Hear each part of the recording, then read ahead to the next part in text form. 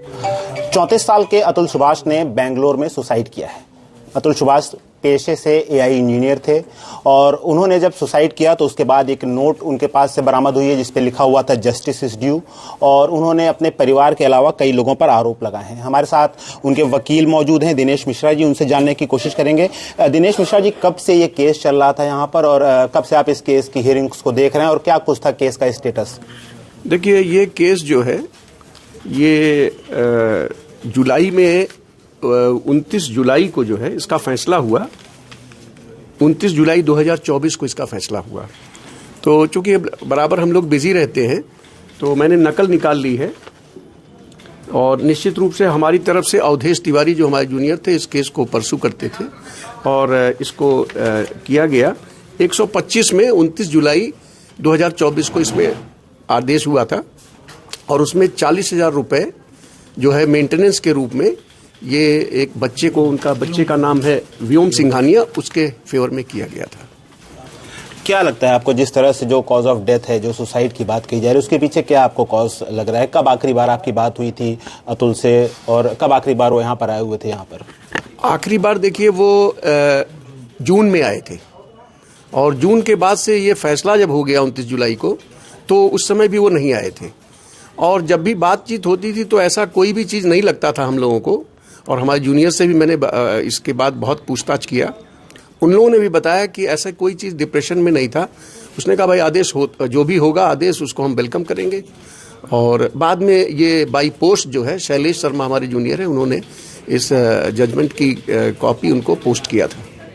अतुल ने के बाद एक आरोप लगाया, उनका कहना था कि डेट्स बड़ी जल्दी जल्दी मिलती थी। कुछ आरोप कोर्ट्स पर भी लगे हुए हैं, जज पर भी लगे हुए हैं, उनके पेशकार पर भी लगे हुए हैं। तो कैसे देखते हैं इन आरोपों को जो अतुल द्वारा लगाए गए हैं? देखिए, ऐसा था कि ये जो न्यायिक प्रक्रिया है इसमें जज वगैरह भी बंधे होते हैं। ऑनरेबल हाई कोर्ट से भी इसमें डायरेक्शन था कि इसको जल्दी से निपटाया जाए और अगर रूटीन वे में आइदर पार्टीज आती हैं कोर्ट में तो ऐसा, हालांकि अब इन्होंने लिखा हुआ है that is subject to investigation कि उसको अब इसके बाद में जो लोग भी उसके मुकदमा है उसको इन्वेस्टिगेट करेंगे, लेकिन जो हम लोगों ने पाया ऐसी कोई चीज़ उसके साथ ऐसा कोई ग्रीवांस कोर्ट की तरफ से नहीं था। उसको डेट्स लगातार बढ़ रही थी, बहुत जल्दी जल्दी पड़ रही थी, जिसके कारण उनका कहना था कि उनको लगातार आना पड़ता था बेंगलुरु से यहाँ पर। तो क्या कुछ ऐसा नहीं था कि डेट्स आगे की शिफ्ट हो सकती थी या डेट एक ही मिल जाती है कोर्ट की तरफ से तो वही स्टे हो जाती है? देखिए, डेट्स वगैरह के लिए जो है ऑनरेबल हाई कोर्ट ने अगर कोई आदेश कर रखा है तो निश्चित रूप से उसको फॉलो करना जितना जजेस का काम है उतना ही वकीलों का भी है। तो दोनों तरफ से ये सहयोग हुआ और जो डेट्स पड़ती रही थी अगर उसमें उनको आने जाने को लगता था कि परेशानी होनी थी तो ये एक रूटीन काम था और मुझे नहीं लगा कि कभी उनको कोई परेशानी हुई हो। उस समय ऐसी कोई परेशानी नहीं थी। दिनेश जी, एक बात समझना चाहूँगा आपसे कि क्या इसमें कोई वीडियो कॉन्फ्रेंसिंग जैसा प्रोविज़न नहीं था कि जो वहाँ से इतनी दूर से आता है उसको उसकी सुनवाई इस तरीके से हो सके, या कुछ ऐसा प्रावधान हो इसमें कि जिसे वीडियो कॉन्फ्रेंसिंग के जरिए जो पूरा केस चल रहा हो उसको सुना जाए, समझा जाए? देखिए, अभी ये जौनपुर जिला जो है हमारा है that is not so much rich और वीडियो कॉन्फ्रेंसिंग के जरिए से उन गवाहों के लिए जो बहुत अशक्त होते हैं नहीं आ सकते हैं या बहुत है उन लोगों के लिए है, लेकिन रूटीन वे में ऐसी व्यवस्था अभी इस जिले में नहीं है। दिनेश जी, अभी तो उनके भाई ने बेंगलुरु में ही 4 लोगों के खिलाफ केस दर्ज कराया, तो कैसे देखते हैं इससे आगे की जो लीगल चीज़ें चलेंगी, वो क्या प्रोसेस रहेगा? देखिए, ऐसा है अगर उन्होंने कोई चीज़ लिखाया हुआ है तो ये इन्वेस्टिगेशन और पुलिस का काम है, बिल्कुल देखना चाहिए उसको और उसकी तह तक जाना चाहिए।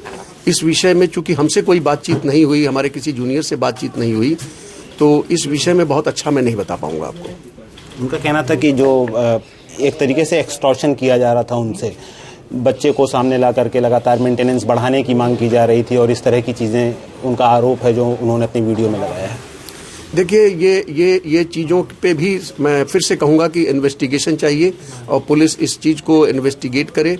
निश्चित रूप से तथ्य मिलेंगे और चूंकि जुलाई से लेके, माने हम तो जून कहेंगे, जून से मुलाकात हुई, जुलाई के फैसले के बाद से लेके अब तक उनसे कोई मुलाकात नहीं हुई, कोई बातचीत नहीं हुई और वो किस वजह से डिप्रेशन में आए, तो अगर उन्होंने लिखा है तो ये सब्जेक्ट टू इन्वेस्टिगेशन है। इन्वेस्टिगेटर को इसकी जांच करनी चाहिए। और जो जजमेंट दिया गया तो उसको आप किस तरह से देख रहे हैं? जजमेंट तो देखिए, जो पत्रावली पे जो भी चीज़ें उपलब्ध थी और जो भी चीज़ की थी इसमें मैं यही कहूँगा जजमेंट ठीक है। एक चीज़ हो सकती है कि 40,000 रुपये अगर ज़्यादा थे तो उसके लिए निश्चित रूप से एक उसका रिवीजन होता है। ऑनरेबल हाई कोर्ट में उसका रिवीजन किया जा सकता था, लेकिन जब ऐसी कोई लीगल एडवाइस हम लोगों से नहीं ली गई तो इसके विषय में भी मैं यही कहूँगा कि क्या सोचा उन्होंने, लेकिन डिप्रेशन में वो नहीं थे उस समय जिस समय ऐसा जजमेंट आया। एक आखिरी सवाल, उन्होंने कहा कि केस को मेरिट के आधार पर, जो जजमेंट है वो मेरिट के आधार पर नहीं दिया गया। नहीं, ऐसा मेरी राय में कि ऐसा कुछ नहीं था। केवल इतना हो सकता है कि 40,000 रुपये ये थोड़ा सा ज़्यादा हो सकता है, क्योंकि एक 4 साल के बच्चे के लिए, 3-4 साल के बच्चे के लिए 40,000 रुपये ये हो सकता है कि थोड़ा सा अमाउंट ज़्यादा हो। बाकी ये तो एक पिता का धर्म है कि अपने बच्चे को जो है मेंटेन करने के लिए दिया जाना, ये कानून है। तो वो आदेश के संबंध में मैं ये कहूँगा कि वो ठीक ऑर्डर है, केवल हो सकता है कि 40,000 रुपये ज़्यादा जून में दिया गया था। जून। ये थे हमारे साथ अतुल सुभाष के वकील दिनेश मिश्रा जी, जिनका कहना है कि जून में जो डिसीजन दिया गया था, जो ऑर्डर जुलाई में जो ऑर्डर दिया गया था वो सही है। हो सकता है कुछ मेंटेनेंस की रकम ज़्यादा हो, और इस दरमियान जब भी उनकी मुलाकात अतुल सुभाष से होती थी तो वो कभी भी डिप्रेशन में नहीं लगे थे। आदित्य भारद्वाज, आज तक, जौनपुर। जैसे कि मैं सो रहा हूँ तो पिताजी को जगाना है मुझे, तो वो डायरेक्ट उठाने के बजाय, और हिंसा की परंपरा मेरे यहाँ नहीं थी सौभाग्य से, तो वो क्या करते थे कि उस कमरे में आ जाएंगे या बाहर से गुजरेंगे और चौपाई बोलेंगे, प्रात काल उठिके रघुनाथा मात पिता गुरु नावही माता। कभी कभी मैं गुस्से में उठ करके, अरे पापा, चरण स्पर्श किया और सो गया। मैंने कहा अब मत उठाना।